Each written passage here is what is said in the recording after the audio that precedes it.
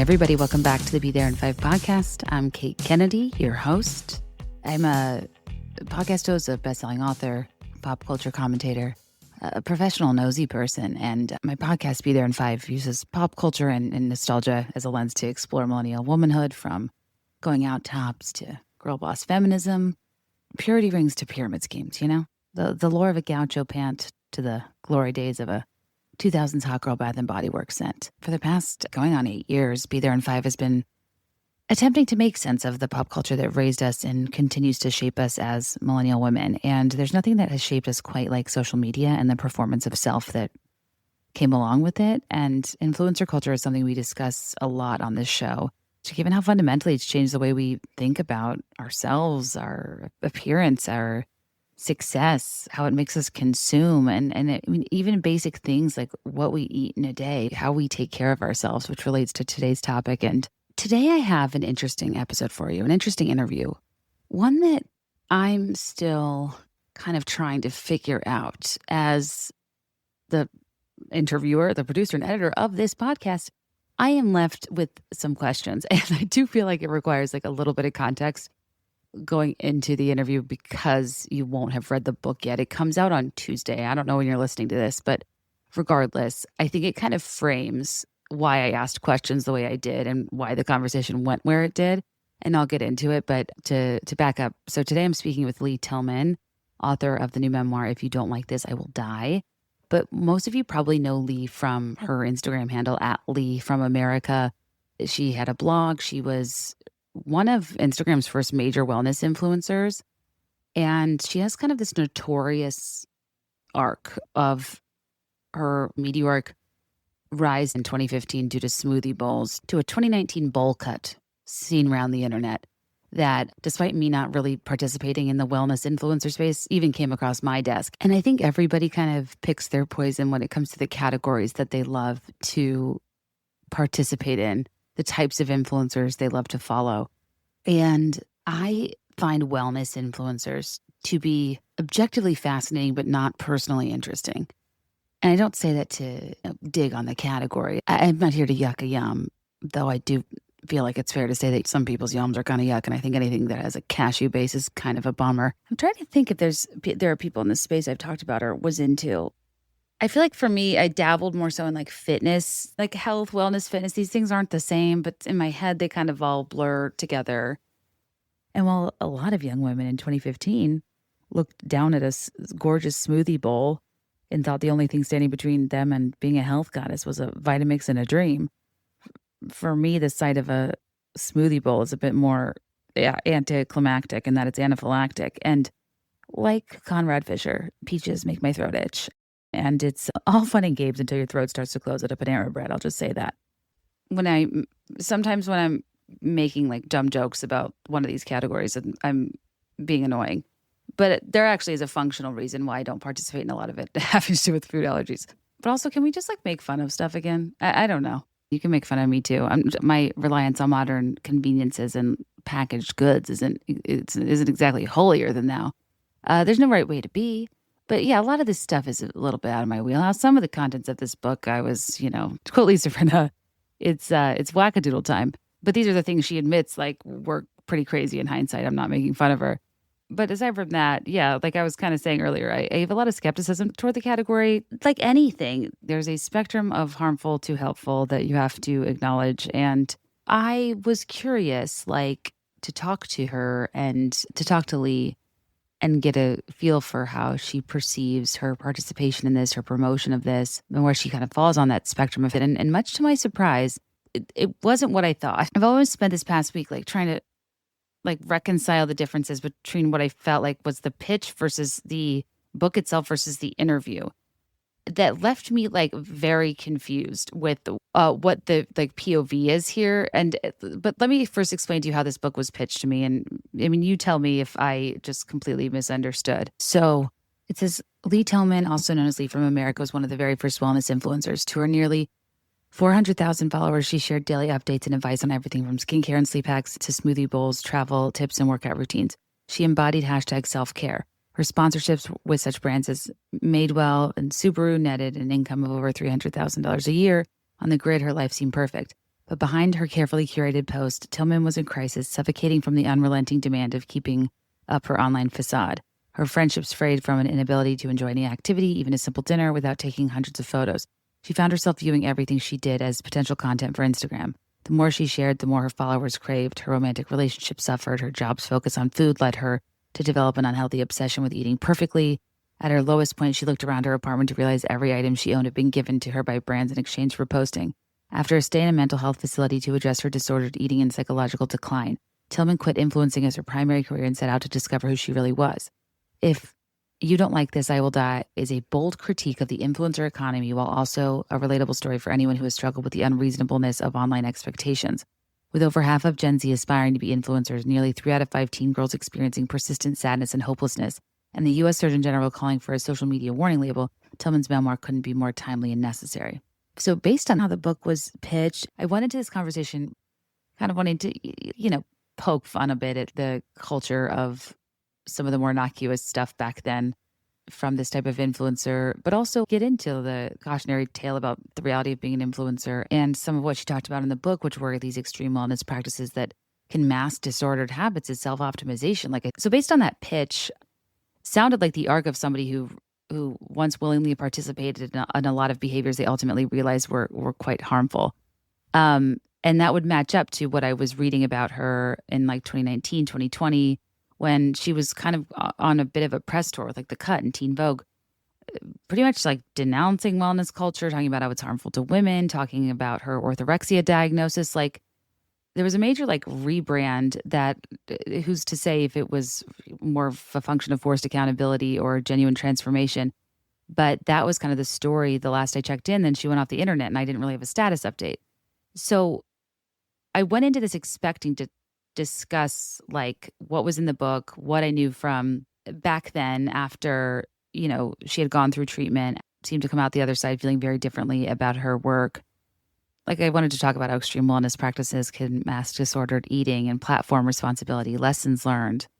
She didn't really say outright in the book, at least not that I remember. I might have been listening to the audiobook at this point. But I don't feel like the vibe was that there was absolutely no merit to the cancellation in the book. It was more so I was a product of timing. But I wanted to know what kind of built up to this point that really strained the trust with your audience and what parts of it were, mob mentality, because I do think people insincerely pile on, but I often think these circumstances have root causes that are worth examining. But toward the middle and end of the podcast, what I learned is that Lee's perspective has evolved significantly from both the book and the 2019 press interviews where she was denouncing wellness culture and discussed her orthorexia diagnosis.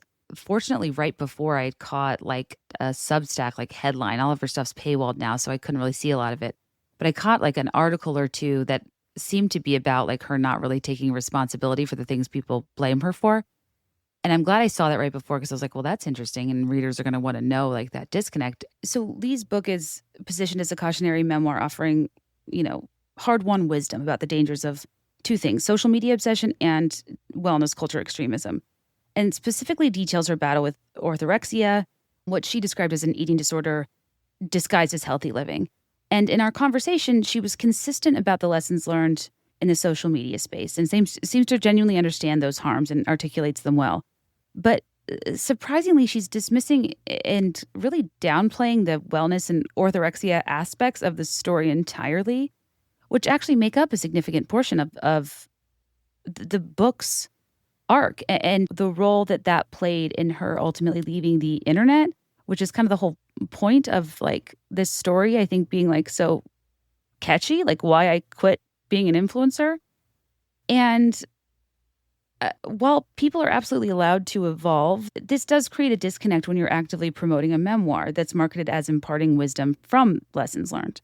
But now you're suggesting one of those major lessons was never really internalized in the first place. And if I'm here talking about this book and essentially promoting it, I think it's important for readers to understand that the author's current perspective doesn't fully align with the memoir's core thesis about wellness culture dangers. And I think it's important to consider what that might mean about narrator reliability. And I think it raises really interesting questions about whether stepping away from influencing necessarily means stepping away from the impulse to curate how your story is received. And is this book like another iteration of that curation? And yeah, I don't know. I think toward the end, I was like, it's pretty interesting and meta how the patterns identified in this book, as if it's like an influencer separate from their past behaviors, or kind of the patterns still being exhibited, and not in a way that I mean is insulting to her, but I think these things like are buried in our reflexes in ways we might not even realize. And therein lies the danger of your life as content, yourself as the main character.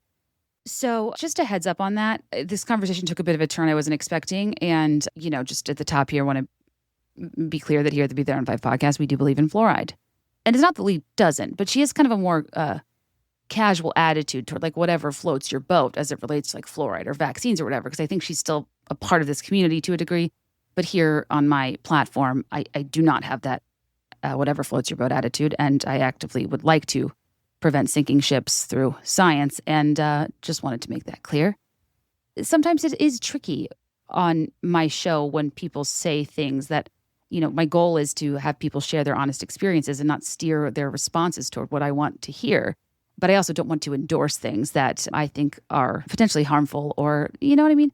So the only other caveat I would give is to please not listen to me or an influencer and how they describe something as important as their criteria. An eating disorder, for example, I think it's important to refer to legitimate professionals and resources like the NEDA, for example. She shares her point of view, but I think it's very important for you to look into the latest clinical perspectives. I found it so interesting to learn about in the book. And I was interested to talk about it on here, and I just was not expecting her to dismiss it entirely. But somebody's personal recovery journey is not mine to criticize, and that's not what I'm doing. I want to just address that in the context of what is central to the book's narrative, that she no longer seems to stand by, which is a bit tough when you're supposed to be like taking a memoir as, imparting wisdom. I just don't know how a reader is supposed to reconcile that lack of consistency. But this has inspired me to want to follow up on this conversation in some way, because I thought it was genuinely part of the book that I found interesting was like her talking about, and I don't know if she still identifies with this, but like struggling with her own disordered eating and restricting and obsessing over food and having panic attacks about eating and having to take so many supplements. And there's a really harrowing story about this green apple in Japan. And so I appreciated that detailing that there are ways that like quote unquote healthy living or clean eating or whatever you want to like label something as, like how do we as civilians following people know when something's being branded one way, but it represents something potentially restrictive or disordered or unhealthy? And I think that if this book was positioned as a bold critique of influencer culture, there was a real opportunity to kind of zoom out and not, take sole responsibility for the weight of an issue of an entire industry, but ask those accountability questions. How do we grapple with that? Once you recover and gain perspective, what's your responsibility to address the influence you had? It's not that you're making some calculated decision to monetize orthorexic behaviors necessarily. It's just you often are trying to make sense of your own relationship with food. And there's a nuanced issue here of how you influence others while you're struggling yourself that I don't have the answers to. And I kind of was wanting to get into, but I guess it was not the vibe. So maybe more to come on that conversation sometime, because I do think it's an important one. And I do feel a little bit uncomfortable with the dismissal of it entirely, if I'm being perfectly candid. So anyway, you guys, I just wanted to be clear that like without any context, it might seem like I'm choosing to feature this person who's kind of treating all this serious stuff like it's not a big deal, when the joke is I was having this person on because I wanted to talk about how serious this stuff is. And I'll be interested to hear what you think. I was entertained by the book. That's my criteria for enjoying a book. Far be it for me to criticize the craft of a memoir. A majority of the conversation, I enjoyed talking about some like the funny stories and moments and more innocuous things about the industry and the grind she illustrates of the toll it took on her mental health. Like, I think that was communicated well and is all absolutely valid. And maybe if I followed her like more closely, I would have like known she's kind of like boomeranged a bit. So yeah, I do think part of that's on me to have like maybe figured out before going into this conversation. Anyways, thank you so much for being here. Thanks for listening. And I'll catch you on the flip side and do a pretty thorough outro because I have a lot to say. Love ya. Bye. If you're burned out in your 9 to 5, nothing's more important than your 5 to 9. And Cozy Earth's mission is to transform your 5 to 9, the time that matters most, into the most comfortable part of your day. I've told you about their bamboo sheets. I have these pinstripe sheets that I love so much. Even though I have a lot of sheets, I will wash them, wait it out, and put them back on like they're so important to me. They're temperature regulating, guaranteed to give you a comfortable night's sleep. Made from viscose from bamboo, they naturally wick away heat and moisture from your body, helping you sleep several degrees cooler. My passion for bamboo, viscose from bamboo, ever since I had a kid especially, who I need to be warm when it's cold and cool when it's warm, like clothing-wise, has made me learn a whole lot about this fabric. And man, having this as my duvet on sheets has made a lot of a difference. And I also told you I have an obsession with their Cuddle blanket. They have a regular and a bubble Cuddle, and it's like the best blanket I've ever owned. It's super heavy. It's double-sided. It's a faux fur blanket that makes the perfect centerpiece, not only for your living room, but also is just every time somebody uses this blanket, they're like, what is this blanket? It's very hard for me to describe. It's so plush, but it has the effect of a weighted blanket on me, and I just love it so much. And my latest obsession too, that isn't, on my ad copy, but I just have to endorse because I bought it with my own money. It's a silk pillow. I didn't know what a silk pillow was with like silk filling. When I tell you I take this pillow around with me like it's a security blanket, like I'm, what's his face on Charlie Brown. Linus, I take it to the couch. I take it down to my office to work. If I could travel with her, I would. It's like the best pillow I've ever had. And I don't know. I just tried it on a whim and feel like the people need to know. But also their Euro square pillows are like outstanding. They have the best filling. I'm not blowing smoke, you guys. I love Cozy Earth and I've spent way too much money there. I just don't know why it took me so long to invest in better bedding when I spend so much time in bed. But you can get a 100-night sleep trial. And also they have a 10-year warranty because once you feel this level of comfort, you'll want it to last a decade. So even though these are like my favorite things, it also allows me to not treat them in a way that's like too precious because I don't like to have stuff that like that it can't be like lived in, you know what I mean? But head to CozyEarth.com and use my code BeThereIn5 for 40% off. And if you get a post-purchase survey, make sure to let them know you heard about Cozy Earth right here at BeThereIn5. That's CozyEarth.com and use my code BeThereIn5 for 40% off. Because your bed should be more than a place to sleep, it should be your happy place. Cozy Earth makes that possible. As I just mentioned, my sheets do mean a lot to me. And when I found a body oil that is rich yet never greasy, clinically shown to improve skin elasticity, fast absorbing, and doesn't transfer on my clothes or sheets, my life was forever changed. And I've been telling you this for years, and I hope you'll take my word for it finally if you haven't, because Osea's Undaria Algae Body Oil is the secret to glowing skin. And I know in this episode we're talking about people always say they have the secret to things and they're not legit. But based on the number of years I've been telling you to use this, and if you knew how dry my skin is, you would know to trust me once and for all. It's their number one best-selling product for a reason. It's gone viral on TikTok, among other places, and in my heart. But I apply it when I'm damp just out of the shower, and it just gives you that kind of glowy vibe that I've always wanted, never knew how people got, that I assumed was like body makeup. You know when people on red carpets are just a, dewdrop of a gal in a matching set on a rooftop bar, you're like, how are you so glowy? I assumed it was some sort of sticky body highlighter, but Osea's Undaria Algae Body Oil does that. It's rich yet never greasy, clinically shown to improve skin elasticity. It visibly firms somehow, and it absorbs really fast, and it transforms your dry skin into silky soft. And I guess seaweed's packed with vitamins A, C, and E. I don't know a lot about these things. Minerals, iodine, magnesium, calcium, free radical, fighting antioxidants. Who knew? Free radicals, great band. Someday we'll know if love can move a mountain. If you're a gal that's into sustainability, things that are gentle on the planet, look no further. Osea is a clean, vegan, cruelty-free, and climate label certified company that I adore, and I could not live without this stuff. I, in fact, travel with it. I never really went back to lotion, with the exception of Osea's body butter, which is a different conversation. But get healthy, glowing skin for summer with clean, vegan skin and body care from Osea. Get 10% off your first order site-wide with code BeThereIn5 at OseaMalibu.com. You'll get free samples with every order and free shipping on orders over $50. Head to OSEAMalibu.com and use code BeThereIn5 for 10% off.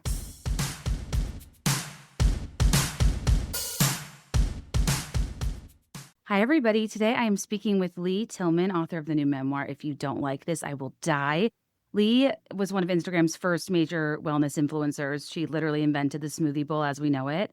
And at her peak had nearly 400,000 followers before stepping away from social media in 2019. And this book chronicles her journey from, early days of digital curation on AIM to party girl in New York to wellness influencer in LA to ultimately kind of questioning the entire industry that she kind of helped create on Instagram since it was so nascent at the time. And It's a story about what happens when your life becomes content and when your simple things like your morning routine become your business model, and when the line between authentic wellness and performing wellness disappears. And I'm so excited to get into this and learn more about what her story reveals about wellness culture and social media addiction and kind of the price of living online. So, Lee, I'm so happy you're here. Thank you for being here. And yeah, let's start at the beginning, shall we?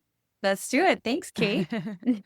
So, the first obvious question, what made you want to write this memoir, and specifically why now? So, from a young age, to be honest, I really don't like fiction. I've always been drawn to nonfiction. I remember reading Eat, Pray, Love when it came out and being like, I think I was like 13 when it came out and being like, oh my God, like I related to a good memoir. You don't have to experience what the authors experienced for a memoir to be good. I believe that a memoir, you could read a memoir about someone who climbed Everest and still relate to the feelings. And so I have read memoirs like Glass Castle, Educated, Eat, Pray, Love. Those are some of my favorite memoirs that like changed me, that like made me feel less alone in some of the things that I was feeling just as like a normal kid from Connecticut. And so that just kind of covers like the memoir genre. I love them. I'm addicted to memoirs and biographies. The reason I wanted to write this memoir was because I went through what I went through what I went through.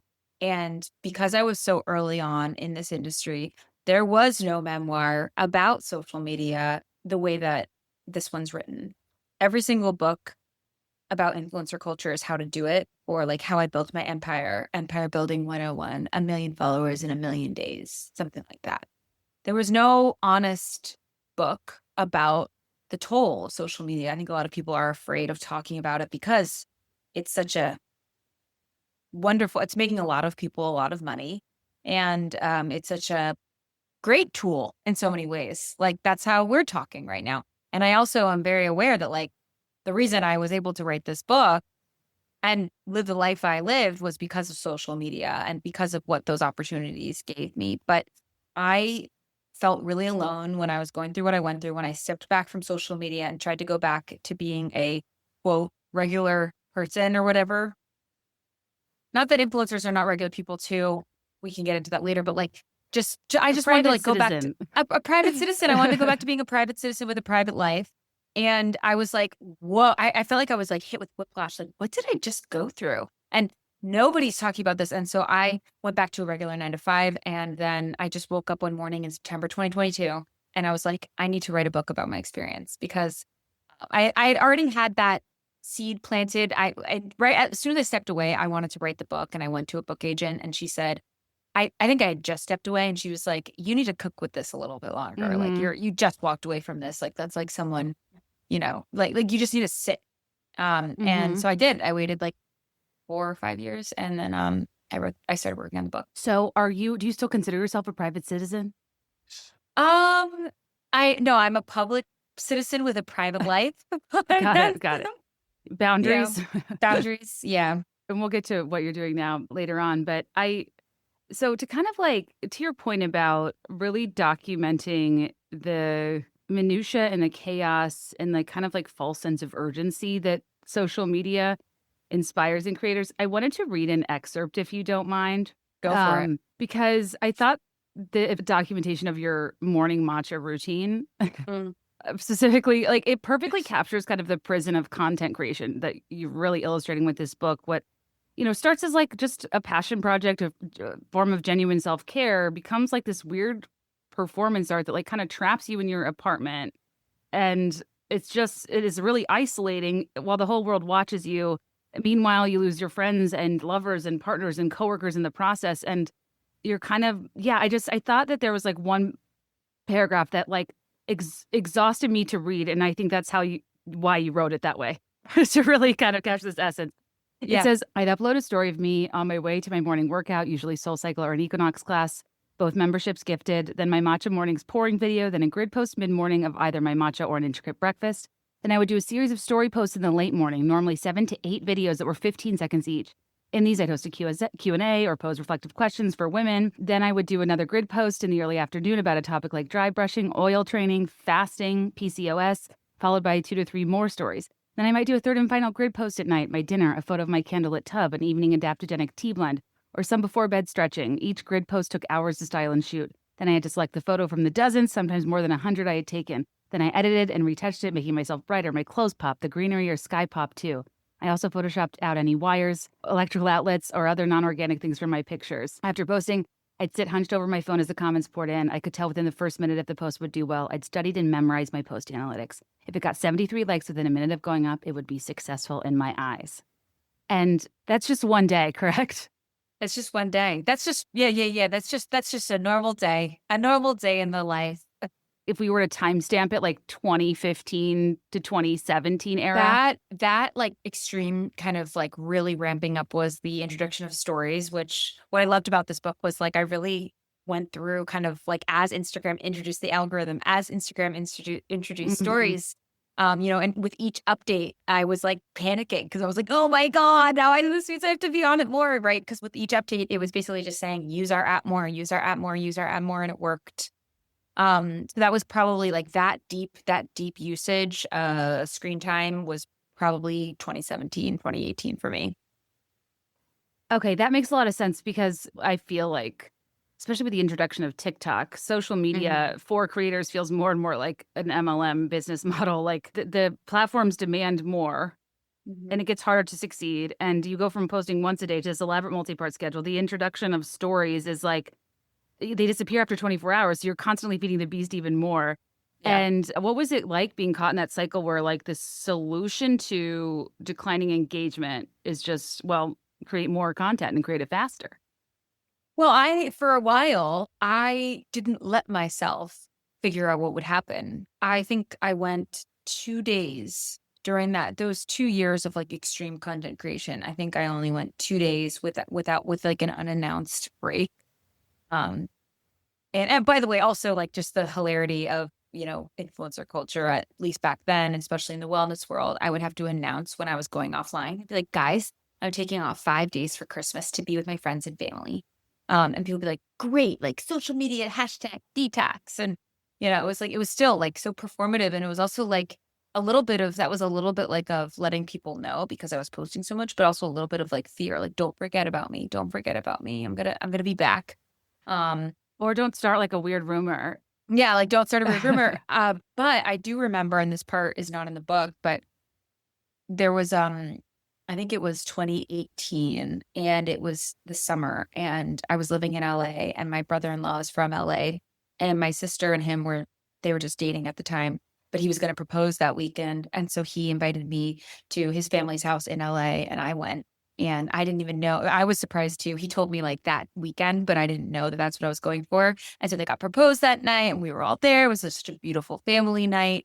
And so I didn't go on Instagram for 2 days.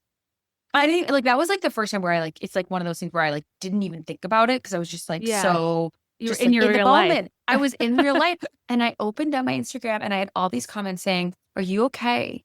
When someone was like, Lee, I'm worried. I'm concerned. Are you lost? have you been like, do we need to alert the authorities? Because I was posting so much that people thought that something bad had happened. And I was like, well, I don't want that to happen again. So I didn't really let myself figure out what would happen if the algorithm, if I didn't post. But when I entered a relationship to that European, I did go offline. Like I was posting a little less. And I did experience a little bit of the punishing, not to a crazy extent. I mean, I was maybe posting like once a day versus 3. But I still saw the growth slow. Like the algorithm likes consistency. It really is interesting when you think of how at the mercy of these platforms, entire careers and livelihoods are. Yeah. It's like I get why people double down and pursue it as a career because it's intoxicating with that initial success when you get all the followers and growth. It's like a disproportionate amount of money and perks. But by the time you step back and think, is this system designed to burn me out? The switching costs are too high. Like it's almost like no wonder it produces a lot of scams because in a lot of ways, I think creators get scammed by being made to believe your performance is like a function of quality and like your own personal likability. It's not. It's like, yeah, playing a game where the rules change. And I don't agree with it, but it doesn't surprise me that people like lie, cheat, and steal because I think people kind of feel cheated out of a more like democratic process than they were promised with like the idea of social media. You know what I mean? Totally. I mean, you know, people think, and I think some people might look at that morning routine and think, okay, cool, you're paid to drink matcha. Like, I mean, I still sometimes when I go on TikTok and Reels, I see creators like do their kind of day in the life and people are like, oh my God, like I'm sitting here at my windowless cubicle 9 to 5 and you're getting paid to go to Pilates and do and drink matcha. And I don't know if you read that like West Village Girl piece in New York Mag that came out a couple months ago. But I was really excited to talk about that because it looks like they're just drinking. And sure, there are people who are just drinking matcha and whatever. But if you're an influencer and you're doing that every day, that is work. It is work, and it can be soul crushing, as hopefully my book exhibits. Yeah, there's a duality of like relative to other careers. Obviously, it's like you can trivialize in being an influencer all you want, and there's plenty of ways to like laugh and make fun of it. But it's also a very viable marketing channel. It's also like the cheapest form of advertising, and a ton of ad dollars are flushed into it.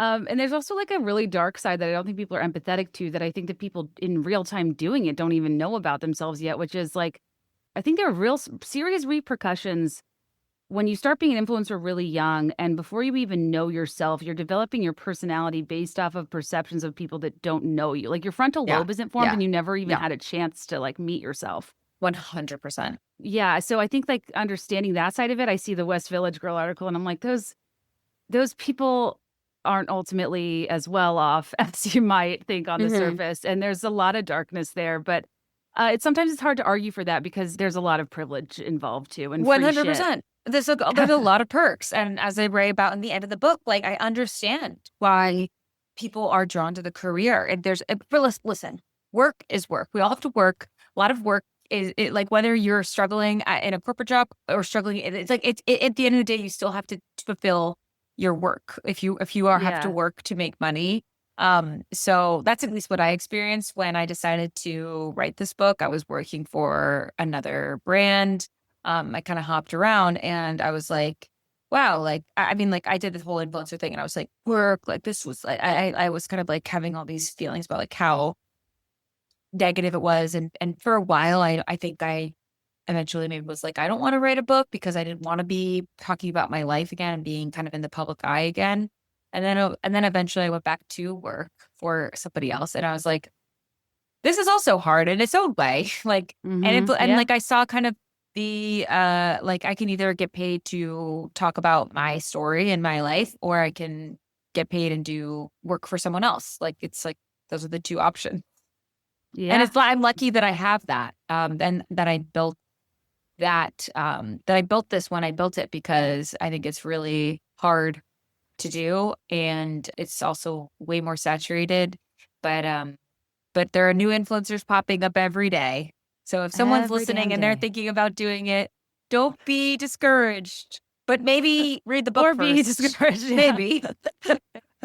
I could talk about the influencer economy eternally, and it's like I'm highly critical of so many influencers' output, but I also am waiting for the moment when we just stop like questioning the legitimacy of it as a career, because it just is one. And like you quoted in your book how like there's a really strong percentage of people in Gen Z that want to be influencers, and like I think having conversations like this about the realities of it are super important. And your claim to fame, like it's so interesting to me how, especially back in the day when we had creator-centric algorithms and like people were more likely to follow you because they were building their own feed and not being fed stuff automatically, like what made you like pop off? And your claim to fame is smoothie bowls, not acai bowls, specifically smoothie bowls, right? Smoothie bowls. And so I was one of the first people doing them on Instagram. I've had some people DM me be like, my mom was making smoothie bowls in the 80s. I'm not here to say that like I created the smoothie bowl, but as far as I know, I did. And for many people, I was their gateway into smoothie bowl culture. So I definitely was known online as the smoothie bowl girl. And it was perfect because I was just talking about this the other day. The reason that the smoothie bowl popped off because it was 2015 and it was the beginning of kind of like the flat lay Instagram vibe. Right. Like, do you remember like the glasses, like your book, your coffee, your cortado, Polyvore 2.0. Yes. Yeah. Like your keys, your your like shoes, like, you know, like you'd have just kind of this beautiful flat layout from above, and a smoothie bowl was a beautiful breakfast from above. Avocado toast. Then we started getting to like lattes, and then all these little Instagram cafes started opening up around New York, and I'm sure Chicago. Um, but smoothie bowls were really perfect for Instagram at the time because everything was bird's eye top down. And I remember Glossier was popping off around that time too. They did a logo on top so that when you took a flat lay, you would see from the top that it was, because that's what everyone was doing. We were all taking like our little photos like that. And now everything is like this. Now everything's like forward. But that's what it used to be. First, when I heard the term smoothie bowl, I was like, not sure. And then when I looked it up, I was like, oh, I know exactly what like movement this was of because I don't really think that people were, I mean, maybe they were like over photographing acai bowls. They're just like granola crumbles and some coconut flakes. This is like elaborate fanned bananas, tons of fruit, like dragon fruit, like the most colorful, like unusual, elaborate things. And ballpark, what's crazy to me about a smoothie bowl is like, it's just, unless you buy it, it's so deeply unrealistic to have that much fresh produce on hand at all times. Ballpark, how long would one of those take you to assemble, slice? An hour. An hour For breakfast. An hour from, well, if I was photographing it. Right. Like, you know, if I was just making it, throwing it around in my thing, but I made them and photographed them every day. And so I would get the color right. And oftentimes to get it like as vibrant as it was for Instagram, it became inedible because I would add like tons of like greens or tons of peas or tons of, you know, whatever to get the color. And I would do a different color every day. So I would do like a pink one on Tuesday, a green one on Wednesday, a blue one on Thursday. And then I would also start to eventually, when I cut out banana was what made them so thick. And so before I figured out there were like other ingredients that I could add to make a smoothie bowl thick, I would add tons of chia and like oats, and then that would be completely inedible. I remember one time my assistant, like, we took a picture of like the smoothie for a brand and then like flipped it over and it didn't even come out because it was so thick. It was like a blizzard from Dairy Queen. Concrete. Yeah. So, okay, if that's what I wasn't sure about. So if some of them rendered inedible, the point was just the visual. You weren't also sharing the recipe?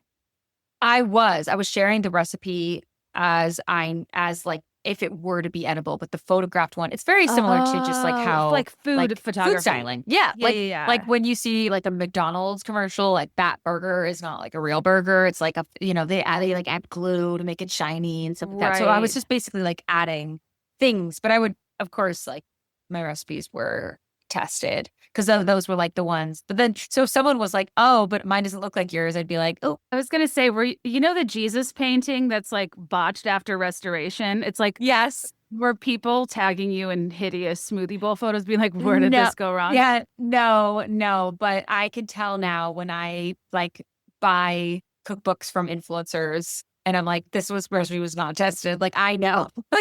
This like you didn't either, this didn't test, or like this is the one that looks good but like doesn't like so it's unfortunate. But no, people did look really well, and I started kind of a style of like the banana down the center and then like the pretty like lines. Like it really was art. It was an art. Like I remember I would as I was going to bed at night, I would fantasize about what my smoothie bowl in the morning was like. Your devotion to bananas fascinated me, and what a deep cut for the banana girl.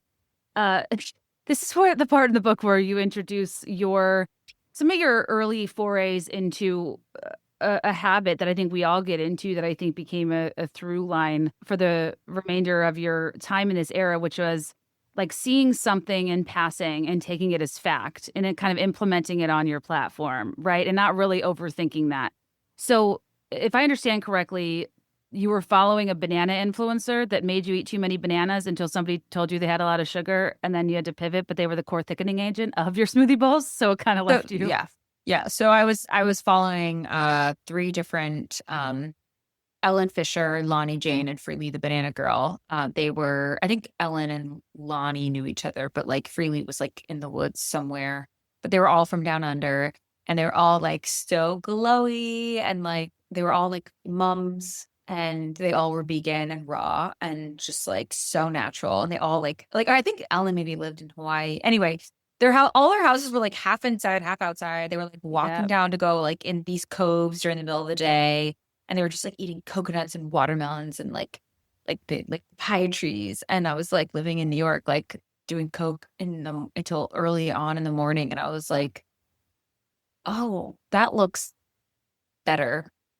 And Mm-hmm. part of the reason why I was drawn to that is because I worked at a smoothie, like a very not like a smoothie, not like a Jamba Juice, but I worked at like a high quality raw vegan smoothie restaurant in my hometown in Connecticut one college summer, and that got me really into like all the different cool ingredients that Mm. you could add to smoothies. Like at that smoothie bar, we would add like goji berries and like raw cacao, and like the smoothies were like ice cream. They tasted so good. And then I saw these women online eating like mono meals. Like these were vegans who would eat like a watermelon for breakfast and like, 6 bananas for lunch and then like a coconut for dinner. And I was like, dude, that's thick. Like I was like, okay, like I love this like caveman appeal. I think I was really struggling with like what health would look like for me. I was really Yeah. confused. There were so many. It was 2013, 2014. I wanted to stay healthy, but I was in a really unhealthy work environment. And just partying a lot.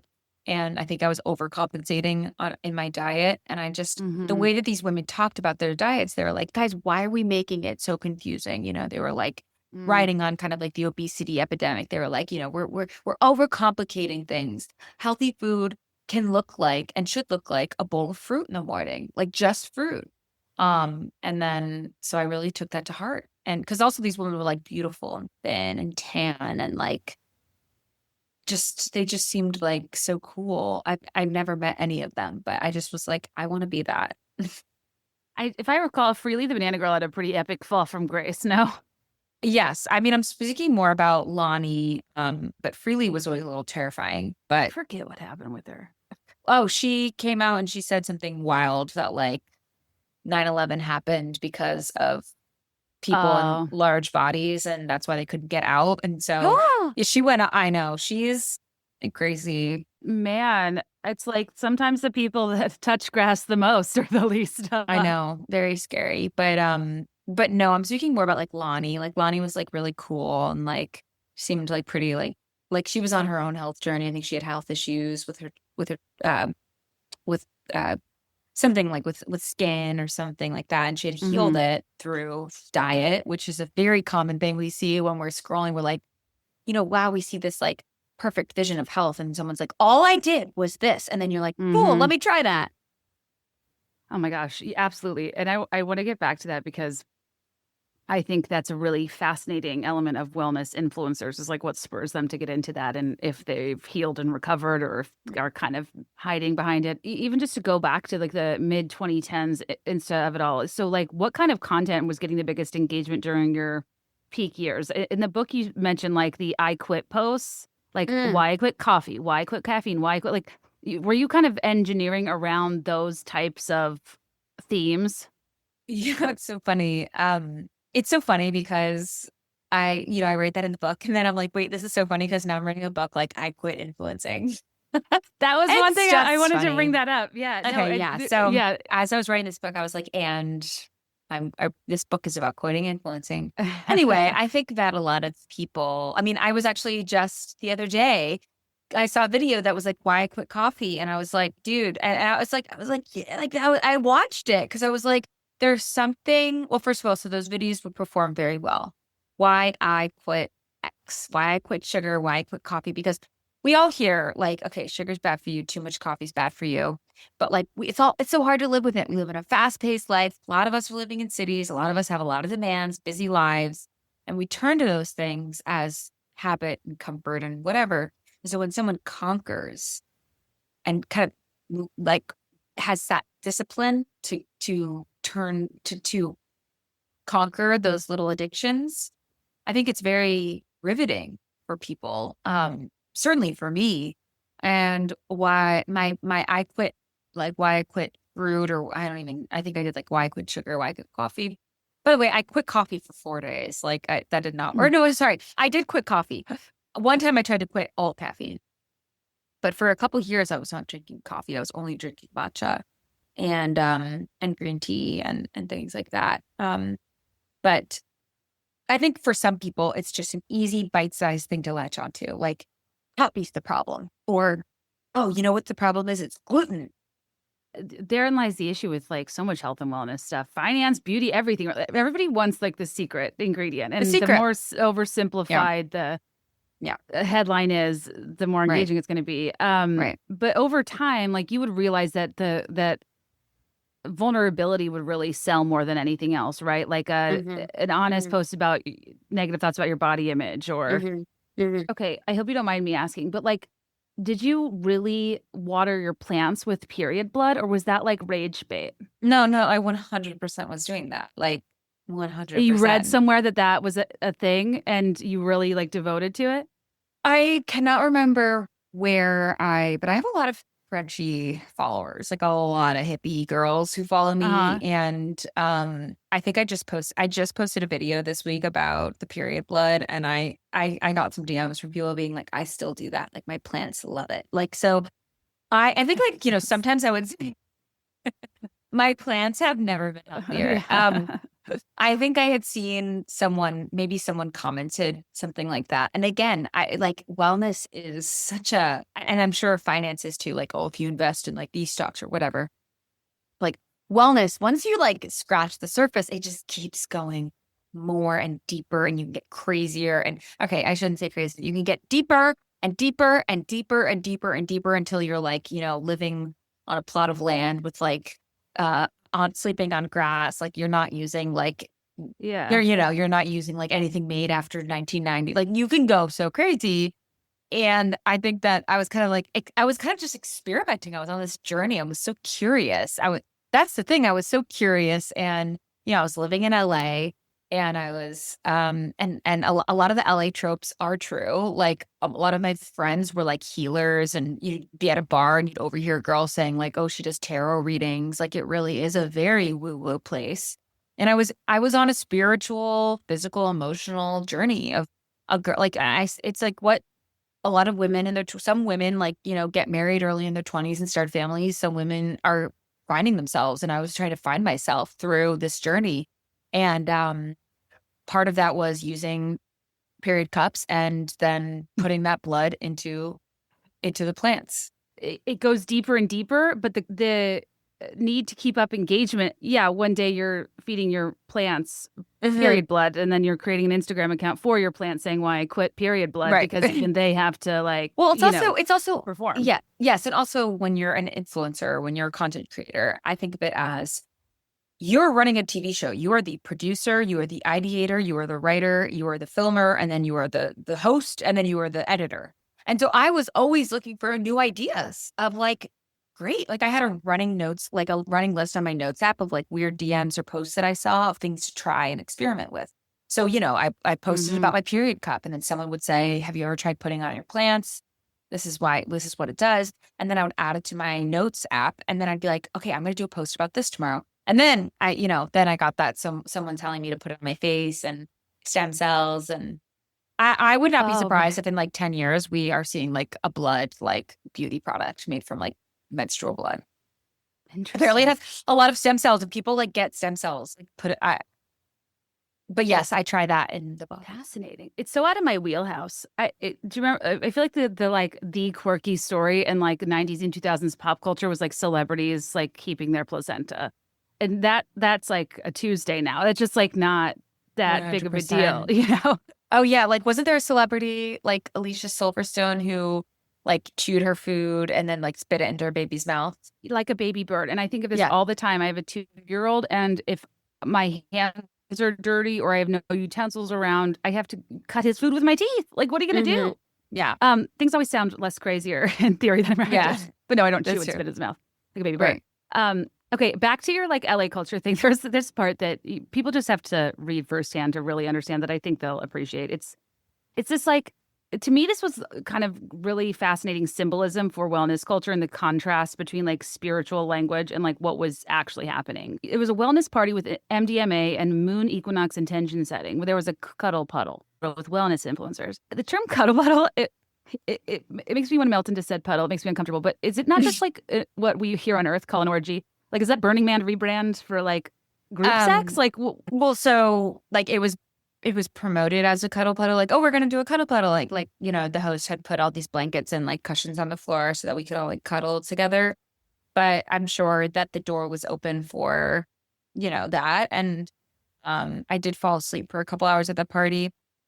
So I don't really know what happened, but You saw people like people were just like, everyone start was to just like, engage, heavy petting. yeah, heavy petting. And like, there was like a little, cause the husband was there and he was kind of flirting, and groping.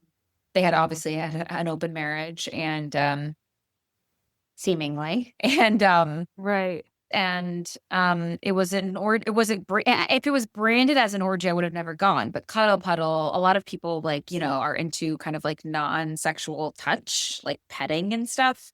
Oh, So okay. it was just like, it was not on my bingo card, as they say. But now that when I was writing that scene, I was like, that was crazy. It was such a vivid, and it was also the last time I did MDMA. But like, it was such a vivid night where I was like, we are supposed to be the queens of wellness. Like, what are we doing here? Why are we doing drugs? And that's kind of why you guys were probably, I mean, you're so good at your jobs because of that ability to kind of like rebrand, reframe, make everything like look a certain way, even if it's not what it seems. And like, there's so much language in the wellness arena. Like, if somebody invites you to like an orgy, you're not going to go. But if somebody's calling a group hang like a conscious uncoupling of inhibitions, you'd be like, Absolutely. ooh, I'm interested. And Exactly. you can do that with like anything. So yeah, did you feel like there was a lot of cognitive dissonance between the public wellness image and what was happening privately in the community? No, well, I mean, there were, of course, like a lot of people who walked the walk and talked the talk, but then there was a lot of people who were, doing drugs on the side and partying a lot. And, again, like, no judgment. Everybody has different marriages, but that's just definitely not like a family friendly. And they were pretty family friendly, but that's not like a family friendly thing that they were sharing. So I was a little bit like, whoa, like I was also on my journey of trying to not drink or do drugs and really just be not only well here, but here, and so that was a little bit like, I always thought of wellness as, for me, the absence of mind altering substances, for me, Right, yeah. but but like a lot of, psychedelics are a huge part of wellness culture. And, but a lot of the events, like with these branded things with like other influencers, like, it just like they were so different in person than how they were portrayed. And I'd be like, whoa, that person's got a potty mouth, or like, oh my God, they're very gossipy and they kind of seem mean. I just wrote an essay about this on my Substack, kind of further, like kind of talking a little bit more about that theme because I think it's so interesting. And I've gotten a lot of questions from my audience, like, oh, are you going to talk about this influencer and that influencer? And so I wanted to talk more about kind of the nuances of having those influencer relationships, especially like 7 years ago when it was even newer than it is now. And so those relationships, those were the only people who actually understood what I was going through and like really could share kind of their tips. And I learned a lot from hanging out with these people, like I did. So it wasn't all bad at all. Okay, so what we were talking about earlier, like there's a through line of you being curious, taking passing info into gospel, like early banana devotion, pivoting away from there or whatever. Or like you use a more serious example later on, like not using fluoride. I think it was from a DM like about a government conspiracy. And then, which led to like 6 cavities or whatever. Or you talked a lot about PCOS, which I think is how a lot of members of my audience found you.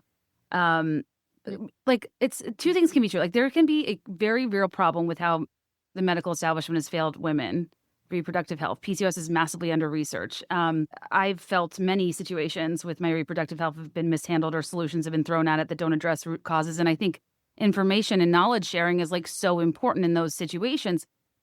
But we also were in a time, maybe not as much then, but especially now, and I'm curious how you feel about this now, where like institutional distrust is at an all-time high, Maha of it all, influencers' role in spreading health misinformation. But I don't know if you talked about how you feel about it now in terms of like promoting like managing PCOS through seed cycling or things like not using fluoride. How do you think about that line now in terms of sharing personal experience and like giving medical advice as a non-expert? Like back then, like how do I look at it then? Or how do I view like it now? how do you what gleaned from the book back then is it was just kind of like casual curiosity, Mm-hmm. trying to be helpful. But Mm-hmm. now that we've seen more of like the repercussions of how influencers engage with misinformation or alternative methods, acknowledging that it can be helpful and harmful, like how do you feel about it in hindsight?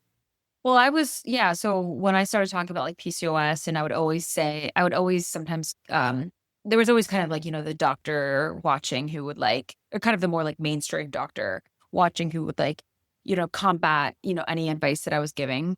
So I started kind of prefacing a lot of my advice with like, I'm not a doctor. This is just my experience. And it is such a double-edged sword because that's how we help each other through talking and sharing. Um, like one of my best friends is pregnant and she is not really purposely not watching like online because she's like, there's so much overwhelming. As soon as my algorithm found out I was pregnant, it was like, you got to do this, you got to do that. But she's talking to her friends and her sisters and they're like, this is what you should do. This is what you should not do. We need to share and like share our experiences. And of course, try it out. And if it doesn't work, leave it.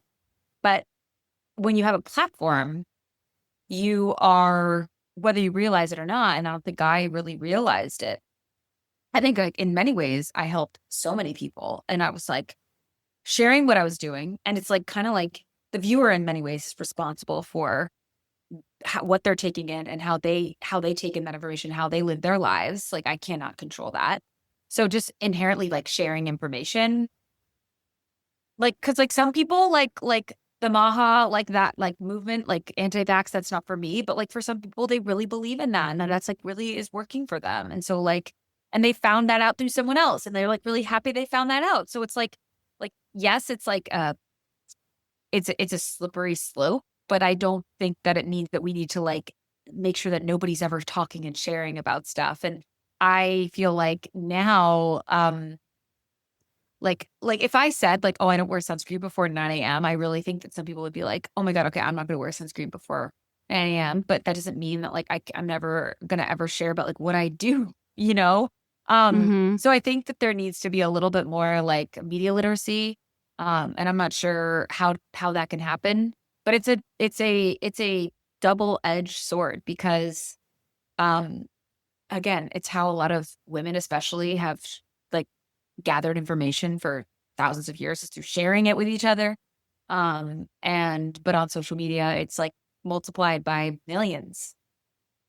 Well, I also think with the wellness space, there's a lot of blurring of lines between health and wellness. Yeah. And if you're sharing a lot of advice about kind of that like self-optimization, leveling up type thing, I understand a casual approach. But, wellness, even the word itself kind of implies there needs to be a sickness of sorts for there to be demand. People often have specific things they're trying to correct for or work on that have to do with legitimate health concerns that, that category, it does make it likely for there to be a default level of vulnerability with your audience, right? Yeah. Who are maybe more so than other types of influencers taking your word as gospel. And it was a conversation I don't feel like was had till later in the 2010s where we were really asking ourselves the safety of relying on non-experts for things that relate to health, going to kind of into your cancellation era, if you will. Like, do you think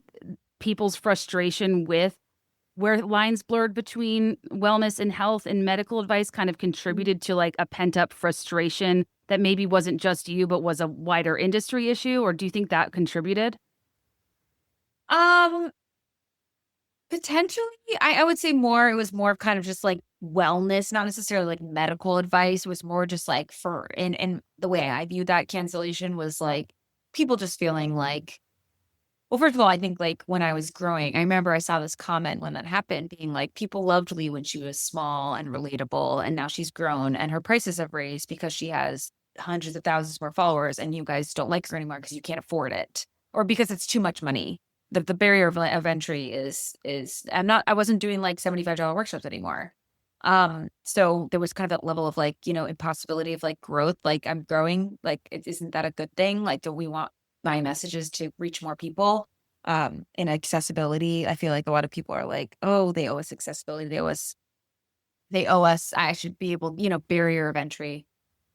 I think it was mostly that like wellness and privilege and kind of, how it was inaccessible. It was like the age of goop, and Gwyneth was unapologetically herself and charging whatever she wanted for her like 3-day workshops in the thousands.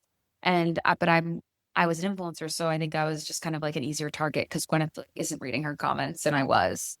Um, but the medical industry, well, I don't know. No, like nobody was like, what? Like the fluoride thing, like where people like I got cavities because of you. No, Just actually. wondering. And no, that's such a great point. And I posted that fluoride story last fall on TikTok, and I'm getting so many comments from people who are anti-fluoride. So again, like, and maybe it's working for that. Like, some people are like, oh my God, I used to get cavities and I stopped using fluoride and now I'm cavity free. And it's like, is it that or something else? And then, I don't know. There's so many moving parts, and most of us are not seeing a doctors every day to monitor these little things that we do. Mouth tape got really big, and because people now think that open mouth breathing is what gives you cavities and stuff. I tried mouth tape for one night and it did not work so well. I couldn't see. But no, nobody ever like said like you gave me cavities or anything like that. What was it about like carrots and being tan? Oh, well, so I was eating a lot of carrots, and I was also using a facial oil that I actually really, really love.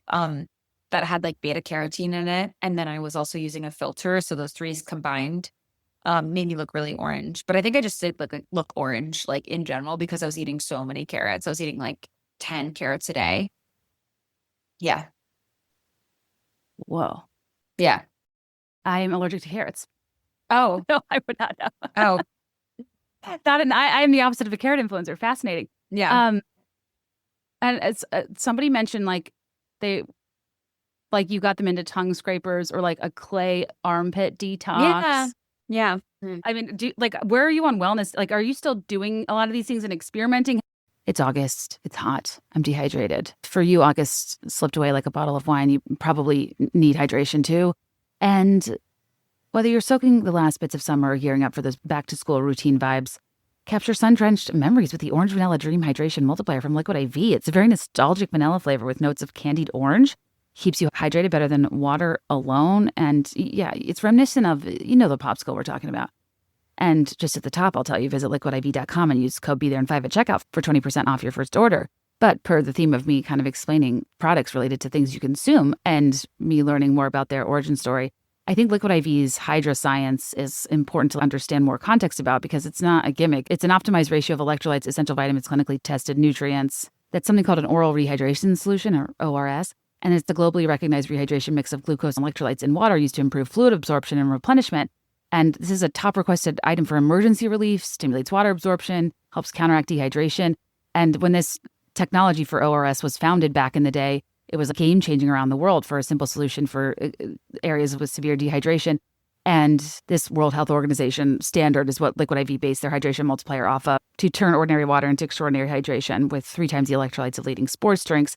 And yeah, I just think that's interesting context because this is a formula technology that is really important across the world for many reasons. In addition to, just on an individual scale, helping you out daily before or after a workout, feeling run down. I like it at my 3 to 4 p.m. crashing period. After a long night, long flights, you name it. It has 100% daily value of 4 essential B vitamins, excellent source of vitamin C, all the things in a single stick. Savor the last bits of summer with Liquid IV. Tear, pour, live more. Go to liquidiv.com and get 20% off your first order with code BeThereIn5 at checkout. That's 20% off your first order with code BeThereIn5 at liquidiv.com. Like, are you still doing a lot of these things and experimenting? Have you kind of, because I read an article on your Substack that from 2019 or like an archived article, and it was very much in rejection of wellness culture, the, promotion of, Eurocentric ideals and how it's rooted in of classism and fat phobia. And it was a very like academically corrective response to the backlash, it seemed, that on paper is honestly how I feel about a lot of wellness practices. But reading your Substack now, 5 years later or so, it seems like you've evolved from that, even saying like I forget what you said specifically, but like that you don't feel responsible for other people like taking your input, or you don't feel like you talking about these things while being secretly, involved in disordered patterns is as big of a problem as people made it seem like. So like, can you kind of walk me through that evolution of 2019? You had a very severe 180 to now being like, I don't really know if that's the case. Yeah. So, okay. So I was in like extreme wellness and, as some might say, like just so into it. I was like the wellness girl. And then I swung to the other end of the pendulum. I went to treatment and they were like, you have been like, you are by being into wellness, you are part of diet culture and you are perpetuating diet culture. And by being healthy and working out and caring what you eat, you are harming women. And you are like, they were telling me They said all this these in treatment? things. Yes. Yes. It's Caring interesting. about what you look like, caring about your body is you should be caring about the world. You should be caring about your community. Like wellness is not internal, it's external. And I really really took that I really took that for what it was worth. And I was like, no, they're right. Like I, as an influencer, was always working on myself. Like I should not be so self-obsessed. And then I got like really kind of angry at wellness culture and I got like really into the anti-diet space. And, my treatment team was like, you can never exercise again. And I mean, they weren't like mean about it. They were just kind of like really kind of, they were very schooled on orthorexia and wellness, kind of like becoming an eating disorder.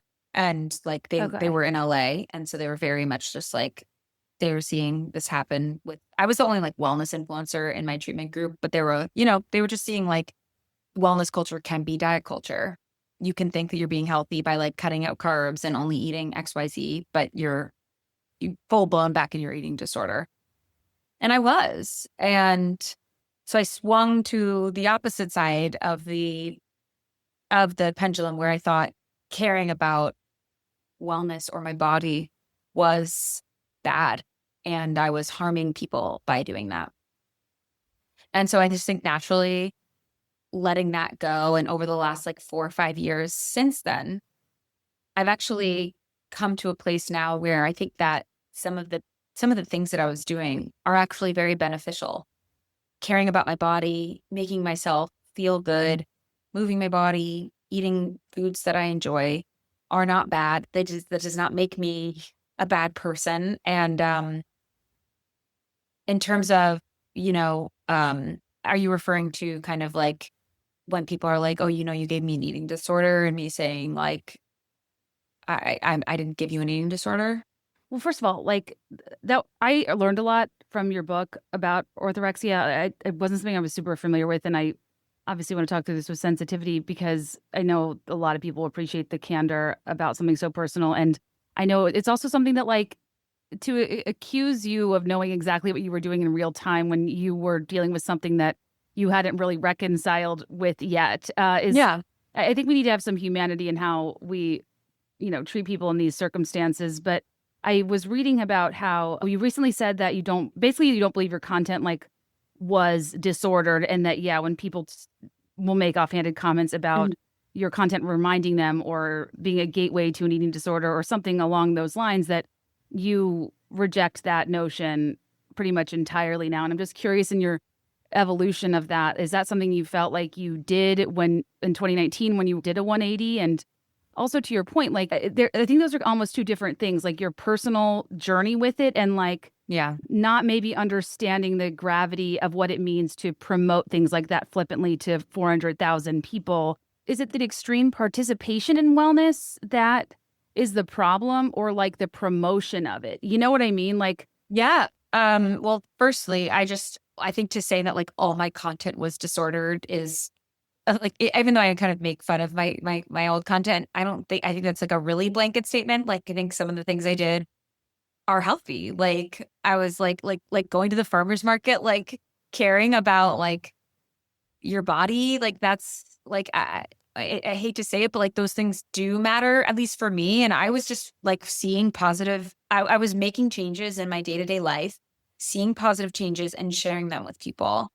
It got a little like it got at one point for me, it got a little out of control, but I've gotten many messages from people who are like, no, you've helped me so much. Like I still fast on planes and I feel great. I have to fly twice a month across the world. And like, I love like for work, it's crazy. Fasting on planes really helps me. And I'm like, cool, good for you. I don't do that anymore, but I'm glad that worked for you again. It's like there needs to be a little bit more discernment, I think. And but a lot of people didn't have that. I didn't have that. I was getting messages from followers saying like, try this, and I would try it. And then I would share about it. I wasn't really as discerning as I am now at 35 because I was only 25. I was just like, sure, I'll try it. So I think it was kind of just like the pendulum swinging like from like extreme wellness to like extreme like anti-diet culture, where I realized that that was also a prison in its own way. Like that would like it was like there was so much like hate and like craziness in that world too, where like everything was like toxic. And I was like, wow, I feel like a lot of these people have a lot of hate in their heart and I don't really like it. It's really extreme and it feels just like the other side of the pendulum. So I'm somewhere in the middle. And uh I think that yes, to say that like I was I can only talk about my journey. Like everybody was watching me, but I was in my own little world sharing my things.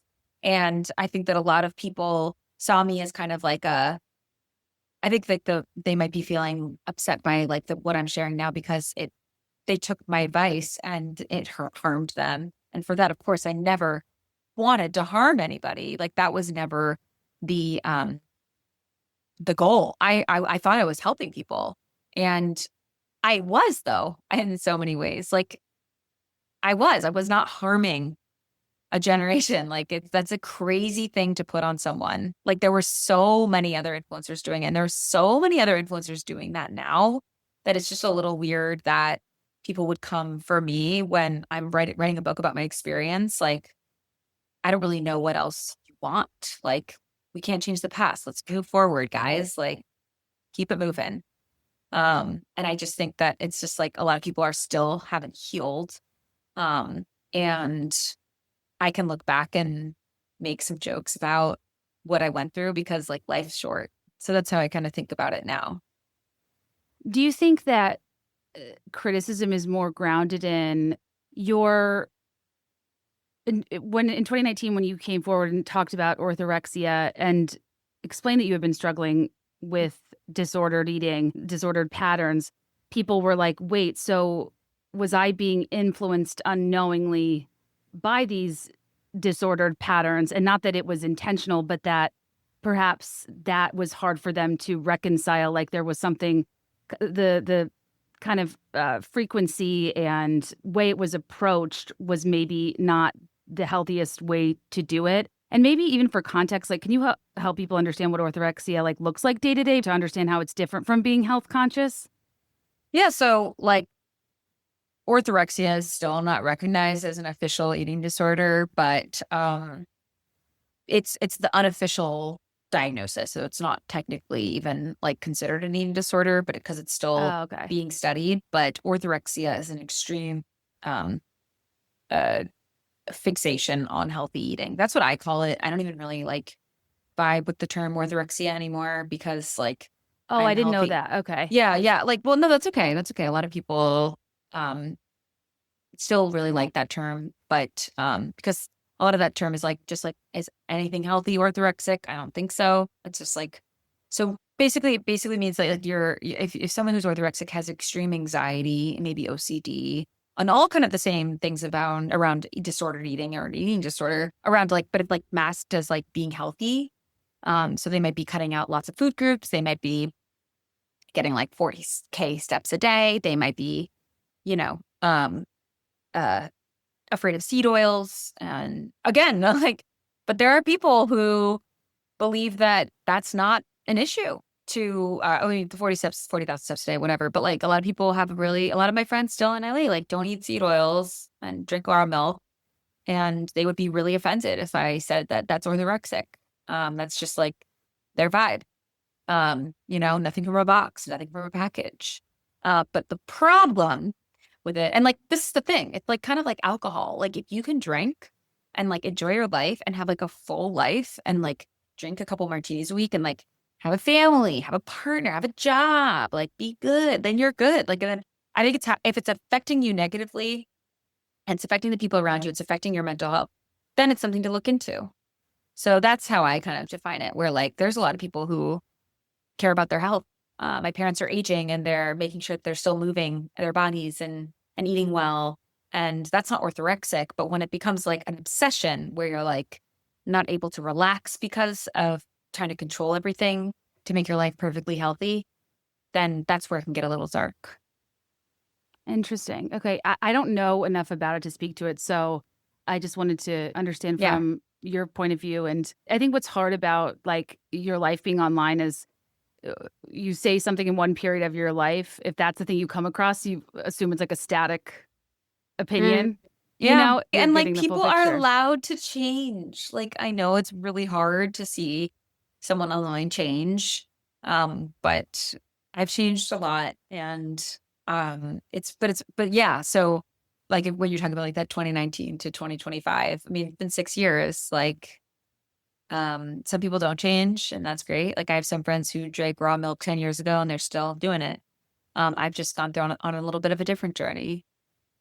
So the in 2019, the kind of straw that broke the camel's back was the workshops, the price points being what, like That was 250 to 2018. 2018 up to like 250 to 650.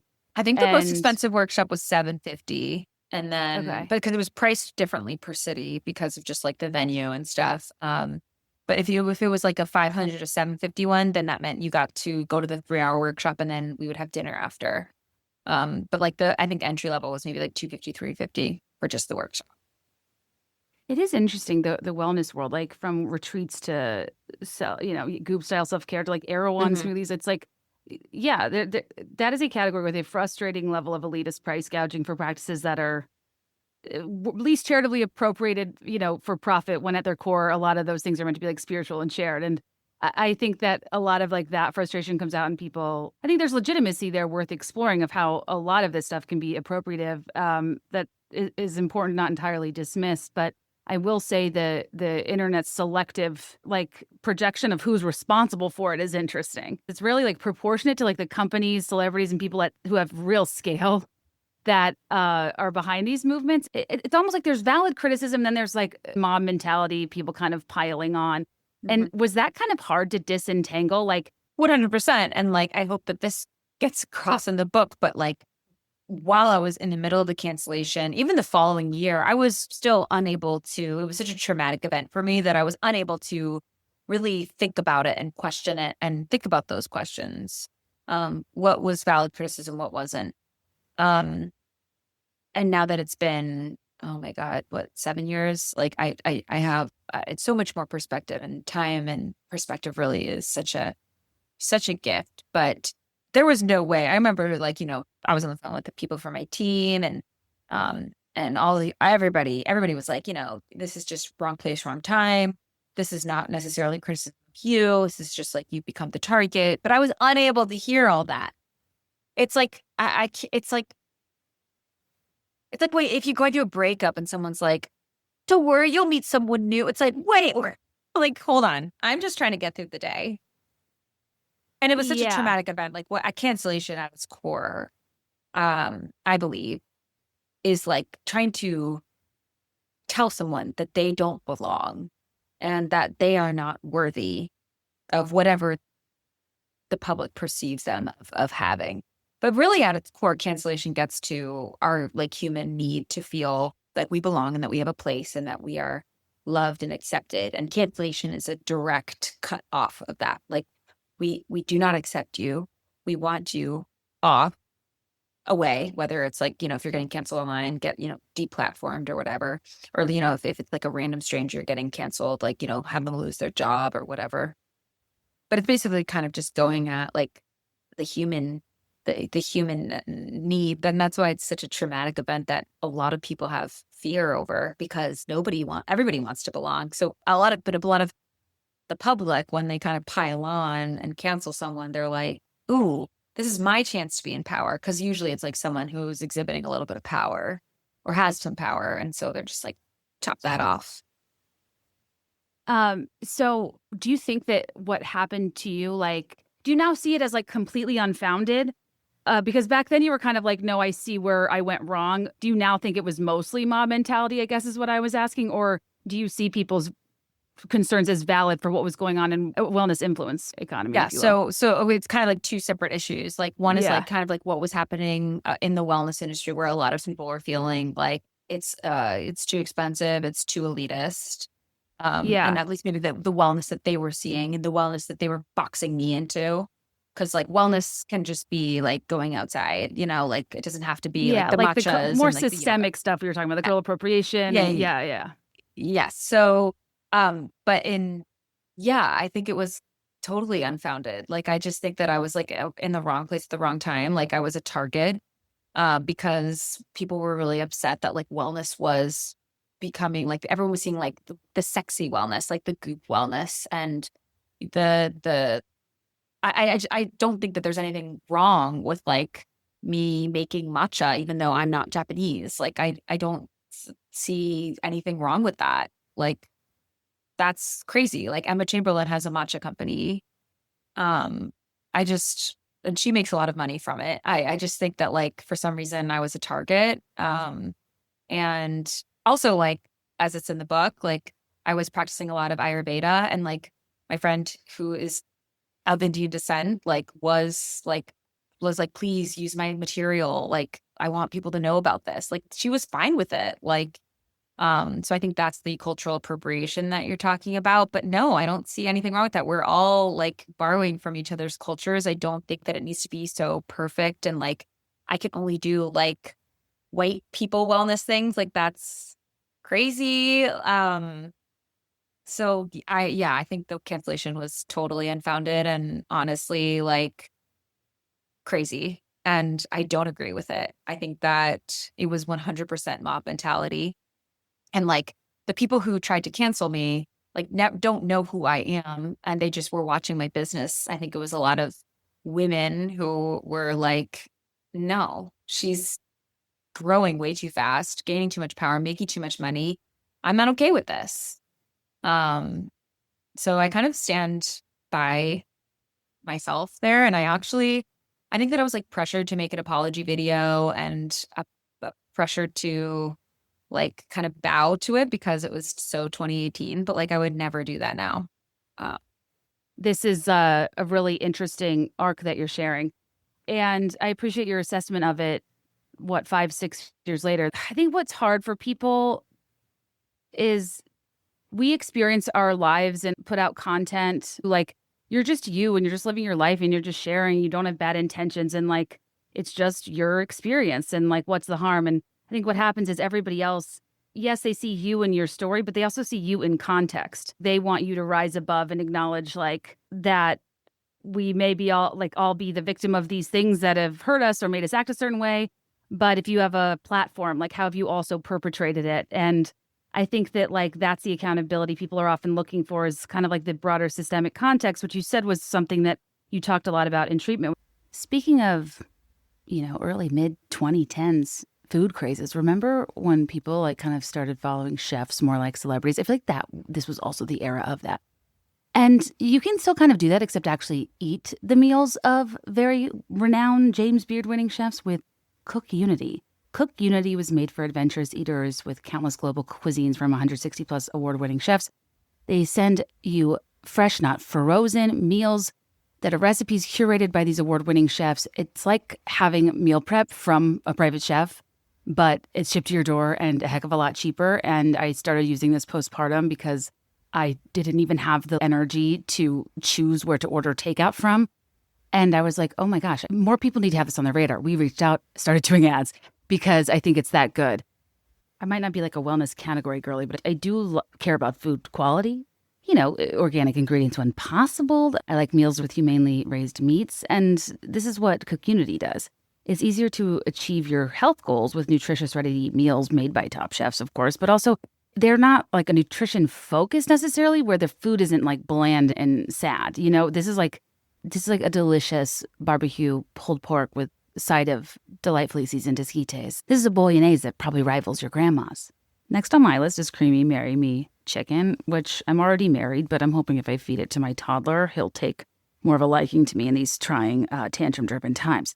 From southern fried chicken with mashed potatoes and hot honey to chicken tikka masala to pasta dishes and burritos and enchiladas and things that are just like so delicious. It's easier than ordering takeout because there's no decision to be made. It's already in your fridge and delivered to your door fully cooked, and you can heat in as little as 5 minutes in the oven or microwave. It's also less expensive than delivery takeout because subscriptions also start as low as $11 a meal. And yeah, if you want to enjoy high-quality culinary masterpieces for a fraction of the price, personalize your menu, filter by chef, protein, cuisine, dietary need, and skip deliveries, pause, or cancel any time, go to cookunity.com/BeThereIn5 free or enter code BeThereIn5 free before checkout for 5 premium meals for life. That's free premium meals for life by using code BeThereIn5 free or go to cookunity.com/BeThereIn5 free.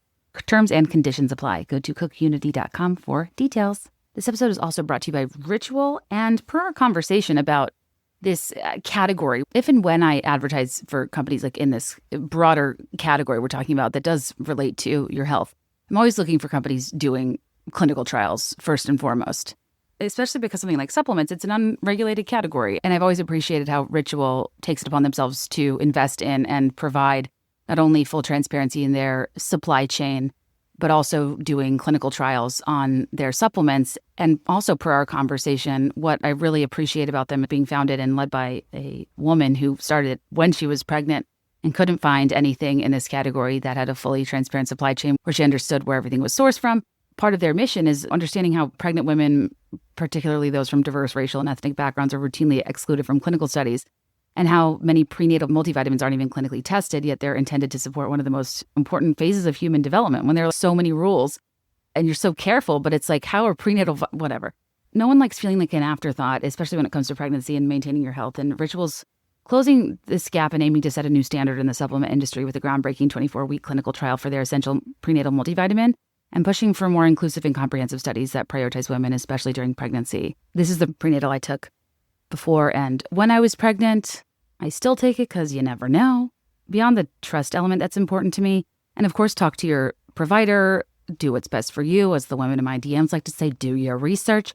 People have different needs depending on what your body can absorb. And, again, talk to your doctor. But Ritual is the #1 best-selling prenatal for me and a lot of women, and the only leading prenatal backed by its own human clinical trial. And something that I do think is very notable about this, too, is it's designed with morning sickness in mind. And moms taking Ritual reported that their prenatal being easier to swallow, gentler on the stomach, and a better overall positive experience than those taking a leading prenatal. So don't settle for less than evidence-based support. Get 25% off your first month at ritual.com/BeThereIn5. Start Ritual or add Essential Prenatal to your subscription today. That's ritual.com/BeThereIn5 for 25% off. And so, okay, you go on a hiatus, you come back.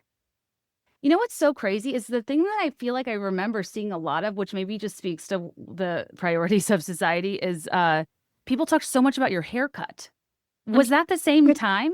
You had a bowl cut? I did the bowl cut like 7 months after the said cancellation. Okay. Is it connected? Yeah, you could be the judge of that.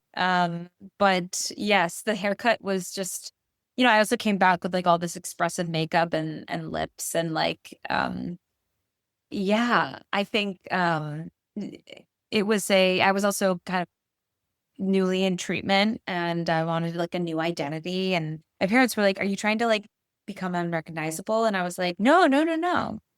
But I think that maybe I was. I don't know. I think I was just kind of like wanting other people to see the other side of me, not just like the perfect wellness girl that like I had been forming to be because of like all the products that I was sent and all the things that I was practicing. I was like, I want to be a whole new Lee. Or just like a different, we're all multifaceted. And like I kind of describe it as like a hexagon. Like I was just sharing one side of me and I wanted to like flip it and share like a different side and see. I was kind of like testing my followers to see if they could take it. And I think a lot of people were deeply, deeply unsettled.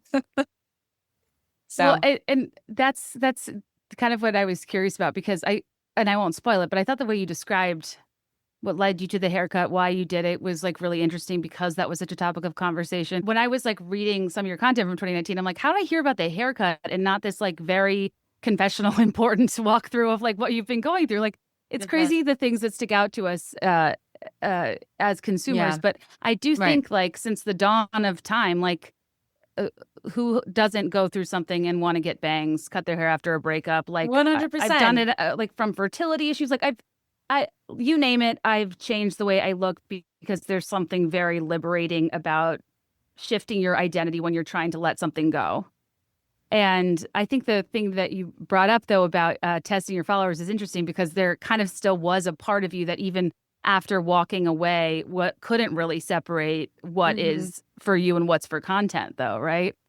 Yeah. And I mean, like, I did not like change my hair like for my Instagram. Like at that point, I was offline. I was like in treatment. Like I was okay, like in a hospital setting. Like I was not a hospital, but you know what I mean. It was like it was like a day program. So like, right. I wasn't like posting every day, and like I really didn't want to go back, but I did because I needed to make a living.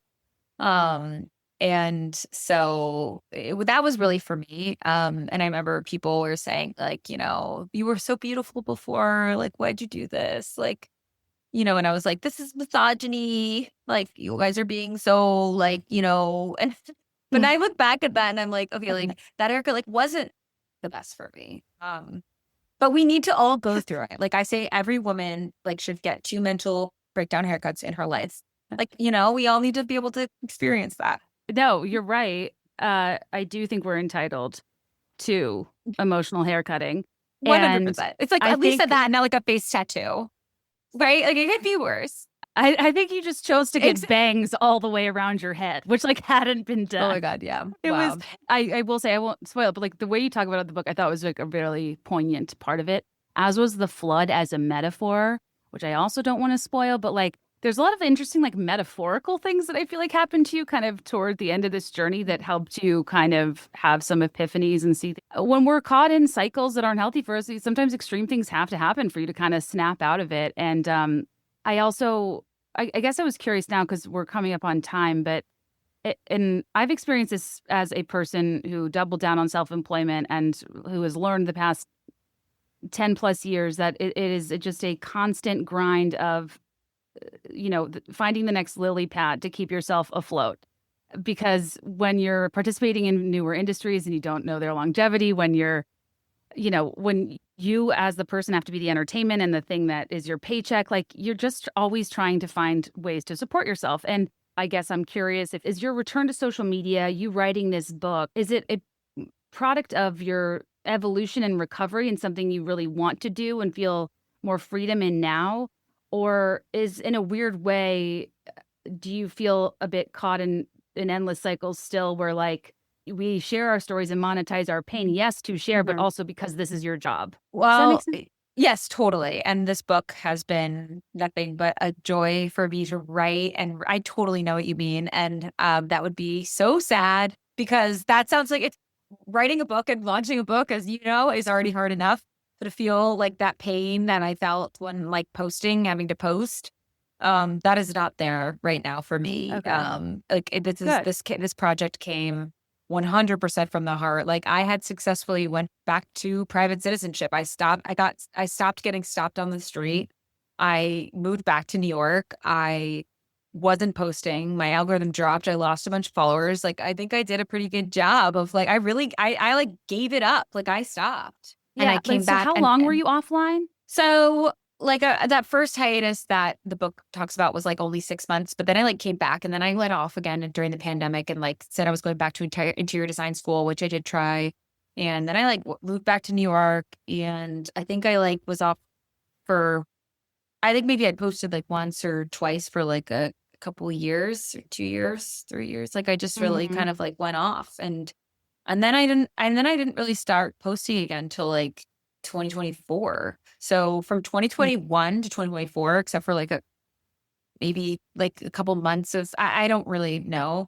People can look at it for themselves, but there wasn't like a strategy. Like I was just like posting, like I had a job, like offline, like a regular 9 to 5. And I was just kind of posting stuff that I wanted to post. It wasn't like I'm an influencer. But no, this book has been like a literary experience. Like it's like I'm getting published with Simon and Schuster. Like it's been a very kind of like traditional job in a way, but also like a traditional book publishing experience. And it's been so fun. Like this, it's always been a dream of mine to write a book. and I do not feel caught in the cycle. And I also feel lucky that I am getting paid to do this and to share about my story, and share. And yeah, I'm grateful for that experience. Good. No, I'm glad to hear that because when I thought certain things you would say throughout were really interesting that would kind of Yeah. tie together, like, because I think your desire to share and is so inherent to you, like Mhm. you even putting the serenity prayer on your AIM profile, after your first stint in Yeah. recovery, like, but that you Yeah. didn't have a public follow, like it was No. just people, or your college Yeah. blog was anonymous, like, Yep. um, Okay, and, like, also, this was also taken out of the book because we really wanted the book to, like, move fast, but when I went to treatment my first time when I was 17, I went back to high school, and I, like, was one of the only girls, like, a lot of the girls in my school, knew about what had happened, and everyone kinda knew. It was, like, a small enough high school, and so I was so moved by treatment, and so, like, "Oh my god," like, "I have found s," like, treatment and recovery are great. And so between my teacher and I was close with my AP US history teacher, Miss Samuelson, who unfortunately passed away, but I really wanted her to read this book. But she asked if I wanted to speak to the class about my experience with anorexia. So when I was like a high school senior, I like spoke to oh like a wow. classroom about like recovery and like how to help a friend. So I'm like from yeah, and then so there's no like social media back then. I just like have always liked sharing. I think I'm a good like Yeah. I think I'm good at it. I think, it's a skill. It's one of my everybody has skills. This is just one of mine. Yeah, and I think that the most important thing is from you identifying in hindsight when it was a strategy versus when it's what you want to be doing, when you have full agency. That's the Yeah. best part of all, to share it on your terms. And Mm. I hope that you have that experience with this book. And I was telling her before we started that I read it in like a sitting. It's a wild ride and really fascinating. And there's a lot of juicy details I don't want to like spoil, but you really get into, you don't shy away from the details and the hard stuff. And it was a really fascinating account of what it was like to be on the inside during that particular heyday. And I guess to close, like I mentioned that the stat that you revealed about Gen Z, over half want to pursue social media influencing as a career. And I guess, like, what's the biggest thing you want aspiring influencers to be aware of before doubling down on this career that you could argue kind of at one point single-handedly made you lose sight of yourself? Don't get lost in the sauce. Okay, well, there's a couple things. Number one, make sure you have a very robust in-person support system. People who know you, who Mm, you trust, who can. Those are the really like the people who you should be listening to. Like, am I doing okay? Am I like those are the people who really know you, who you are, not just like your online persona. So having an in-person support system. And then the second thing is like I guess for like longevity, if this is something that you do want to do like long term, like because just so many influencers burn out as I did. And like just think about the long game. If you're feeling like you're not posting, you don't want to post for a week, don't post for a week. If you want to take 6 months off, take 6 months off. Like, yes, you will be replaced.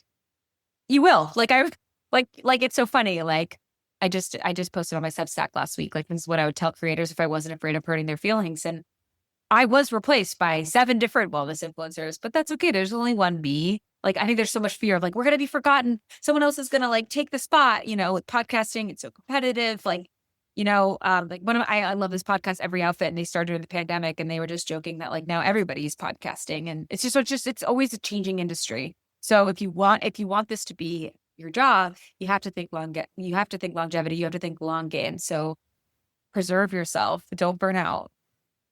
yeah. And the thing with burnout is it catches up to you It kind catches of up to out of you, and there's, nowhere. like, once you're burnt out, like, you can't go back. Like, you really, Right. or you can, but you gotta take time. It's a very expensive thing to burn out, so try not to, you know? Yes, absolutely.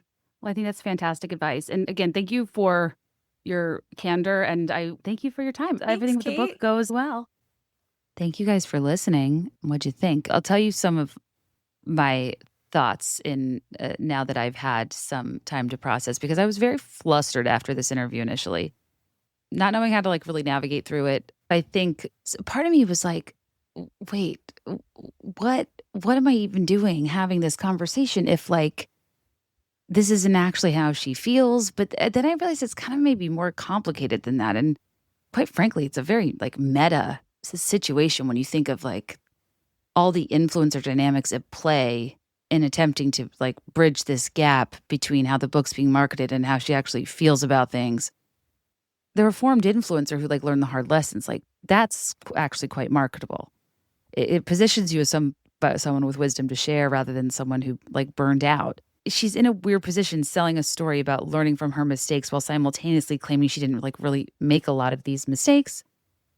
And when I was listening back, I was like, oh, I kind of sound like I'm doing the thing where I'm trying to like make an influencer like endlessly grovel about the sins of their past. And that wasn't it at all. Like I did not want to relitigate the past. What I was trying to do is like connect some dots, walk us through this evolution from like the version of you when you were, just doing your thing, influencing people, and we didn't know what was going on behind the scenes. Then we have the kind of denouncing of all of that behavior and the parallels drawn to disordered patterns and the kind of public media done after your treatment and after your initial hiatus and mental health crisis where you're speaking out against a lot of it. Then you go dark and leave the internet, write this book that doesn't really acknowledge like tonally where you stand, specifically because again, I think like the book paints like it illustrates the chaos and dysfunction of like the grind of influencer culture and trying to keep up and create content and stay relevant, blah, blah, blah. Like that holds up, that comes through. And that's why I walked away being like, I think this was meant to be a story about burnout. When you read it, I'm curious if you feel the same. I'm not suggesting that there's anything false about her like recovery or circumstances with orthorexia, but her saying she doesn't vibe with the term anymore and kind of suggesting like it's not a thing. It is just, it's very confusing. And she, in the book, describes eating 15 carrots a day, being afraid of regular grocery stores, taking 14 different supplement powders daily, making smoothie bowls so pure they became inedible. This obsession combined with like the relentless pressure of content creation, I think is what led to this mental health crisis that was severe enough that she sought treatment. And to me, the entire emotional weight of the memoir rests on her recognition that her wellness practices like had become a form of disordered eating, and that her influence platform was both like a symptom and a cause of this dysfunction. So I don't want to be insensitive and like police the way she's talking about her own experience in recovery. I wasn't surprised that she was reluctant to examine how her emotion of disordered habits might have impacted her audience. But what I wasn't expecting is for her to essentially revoke the legitimacy of her orthorexia diagnosis entirely. But I do think that this is like kind of a high stakes topic that matters. And when was now saying like she doesn't vibe with the term orthorexia because it's not an official disorder and questions whether her content was actually problematic, it essentially undermines the book's core thesis. Anyway, it's a reframe, not a crime, but it was an unusual experience in talking with an author. So I'm trying to remember when I was asking her about, do I think does she think the cancellation was entirely unfounded? I'm not going to lie. I thought that there was like a window there because I didn't glean from the book that she like thought there was absolutely no merit to some of the like feedback and criticism. I totally think that a lot these situations can be really unfair and people can pile on insincerely and just like delight in a woman's demise, and it's quite frankly depressing. But I think that typically you can kind of disentangle like what in good faith were some frustrations leading up to that point where it all came to a head. I was just trying to provide openings to have discussions. I'm a skeptic of this category, and I feel like I can see how there's like a clear collision of things that went on during that time that, yes, have to do with the, social backdrop. And we were very excited to label anything a scam that was often just like kind of a function of like pretty common deceptive capitalist marketing tactics. And I think that like we just got a little scam happy for a minute, and influencer workshops were under a lot of heat. I mean, the whole Caroline Calloway situation, she's on the top of Google next to Elizabeth Holmes. Like, as if defrauding investors out of billions while endangering patients' health with fake blood test technology that like could have led to their death is like the same as, influencer workshops or events that like, yeah, maybe are overpriced, have too many mason jars, or cringy, out of touch, lacking in substance, but like they actually happened. You know what I mean? Like they might have disappointed attendees, but that's not a scam if you paid for something and you actually went. It's not that Lee's compared to Elizabeth Holmes like Caroline Calloway was, but charging too much for matcha workshops that actually occurred isn't a crime, but isn't it kind of worth digging a bit more into the root causes where valid frustrations collided with a time when we had very low tolerance for like influencers overcharging for stuff. And like there was like a level of fatigue with the privilege of the wellness industry. And but I think people even kind of sometimes misunderstand that to mean that people want you to like apologize for who you are, the things you have, where you came from, when it's like, no, it's more so like similar to self-help spaces where there's often like a promotion of mindset, or you are where you are because of manifesting or light work, or you aren't setting your intention or whatever. The privilege is in just acknowledging that like oversimplified remedies for really difficult circumstances sound insane to people going through real shit. It's not that like you can't drive a Porsche and we hate you. It's like being sensitive to people coming from different vantage points, regardless. Now I'm rambling. Point being, she feels the way she feels. And it's like, I didn't want to make her feel bad or like rehash the situation. Like I can see how a lot of different things came to a head and led to that moment. And I can also see how there was a cultural timing there where there was a bit of a scam happy movement going on, where after one too many documentaries, where there's smoke, there's a fire fest. So I get what she's saying, and I would be defensive too. It must be very hard when you feel misunderstood or people don't know your intentions or whatever it is. And then it's so like upsetting that like how excited people seem that like you got caught and they can finally like unleash, how they actually feel about it. And sounds excruciating. And it makes me like really sad if I think about it too much. And I did appreciate how she like detailed how that felt in her book. But anyways, do I have anything else to say? Oh, she mentions at the beginning that like she tried to pitch this book like right when she left. It almost is, which I thought was an interesting admission, because you could look at that as kind of engineering this arc, which would make sense why there's like a lot of disconnects and the consistency of how like she feels about the situation, and they like told her to sit with it for a little longer. And I think the thing worth considering, like if this is being positioned as a cautionary tale to influencers, I think that a piece of wisdom I would share that I've learned in my writing projects and in my work and putting so much out there, it's like the thing you have to remember is the moment that you're creating in matters as much as the events that you're describing. Because what could be happening now isn't that this whole thing is entirely like made up for content. That would be like the least charitable take. I think what's more likely is, when a person's going through something really traumatic and they haven't fully processed it yet, they're trying to make meaning out of it. And they need there to be, like, whether you need there to be a purpose or you want it to be this redemption arc. Like, I think when you're creating from a place of not having fully processed and not having distance from something, you're trying to make meaning out of it. But when you write or create something during that meaning making phase and then have to like promote it or sell it, or it comes out during the moving on phase, it creates a weird cognitive dissonance. Like you're selling a story of a version of yourself you no longer identify as, or perhaps in this case with the orthorexia, it's like a story that she no longer fully believes. And I don't want to paint her as a liar or a person that's just completely trying to like bamboozle audiences to have the most compelling memoir story. Like, I think these things were true to her in the moment in which they were created. But when you don't sit with something and give yourself enough distance from it, you're left trying to reconcile different versions of yourself that seem contradictory, but really we're just operating from two totally different places.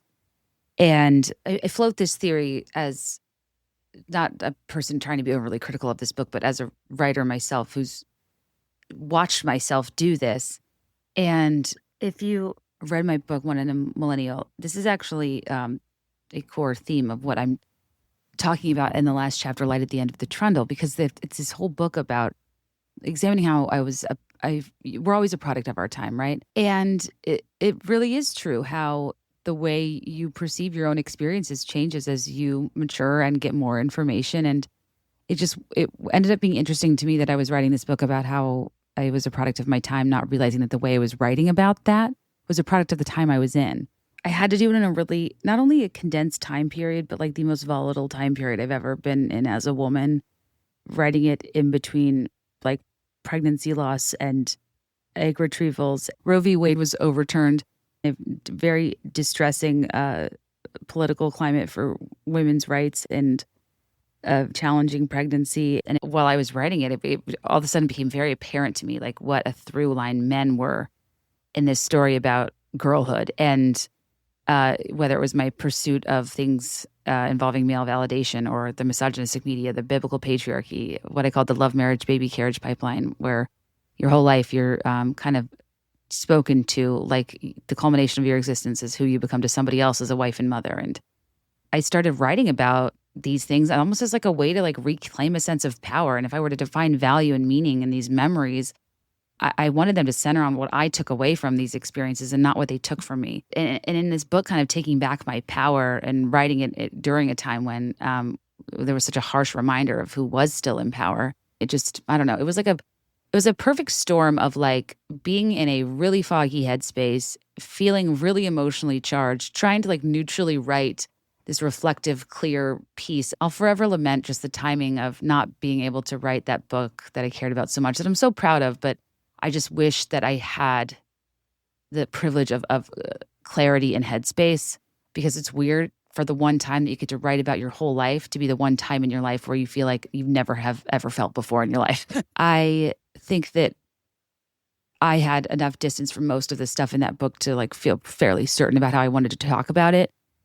But I do think that some of the ways I positioned things, angled things, and what I chose to focus on really was so 2022 of me. But yeah, I guess I'm glad I had the final reflections of me, like right before I had a kid and my life did change. And I don't know, on a good day, I think that's the magic of it. And on a bad day, I think that's the myopia of it. And I never know quite how to feel. But we're not here to talk about me. I wanted to just offer that as an option to consider. Sometimes when things seem like misleading or deceptive or contradictory, sometimes that is what it is. I don't know what the case is here. I just did feel like there was an incredible like irony in this story about prioritizing content creation and curation over your real life and the detriment of that, only to feel like I read this book that was supposed to be like this reclamation and walking away to expose what was real and raw, only to feel like the conversation didn't actually match how she felt in real life. And maybe this was just another extension of content.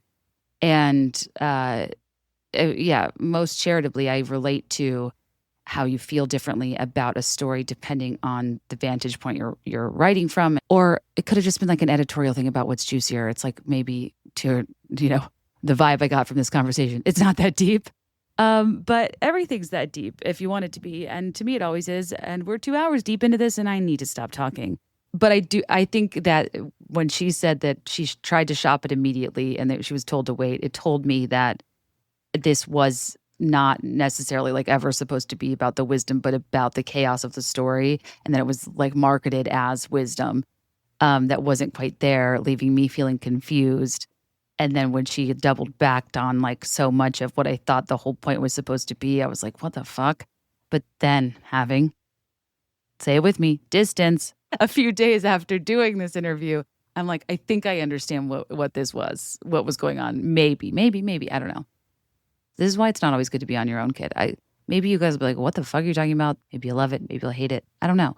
Let's have a book club on Patreon and I'll give you more of my review. I could talk about this book endlessly, honestly, which is also a good sign, right? That it's not that it's without its reason to be a think piece. And I appreciate her coming on the show. I hope it wasn't too harsh.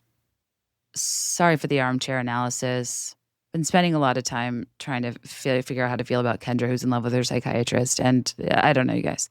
It is 4 a.m, Saturday night. And yeah, I think that's all there is to say.